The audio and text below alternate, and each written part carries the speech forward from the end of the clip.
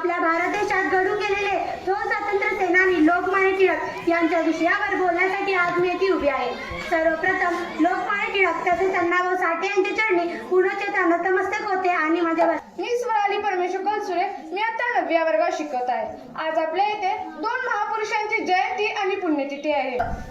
विद्यार्थी मित्रांनो, स्वराज्य हा माझा जन्मसिद्ध अधिकार आहे आणि तो मी मिळवणारच असं सिंहगर्जना करणारे, नेतृत्वाचे झाल, क्रांतीची मशाल असणारे व्यक्तित्व म्हणजेच लोकमान्य टिळक यांच्या प्रतिमेस वंदन करून मी माझ्या भाषणाला सुरुवात करते। मित्रांनो, बाळ गंगाधर टिळक म्हणजेच लोकमान्य टिळक यांचा जन्म 23 जुलै 1856 रोजी रत्नागिरी जिल्ह्यातल्या चिखली या गावी झाला। क्रांतीची मशाल पेटवली, सिंहाची सिंहगर्जना केली। He was born on 23 July 1856 in Chikhli, Ratnagiri, Maharashtra.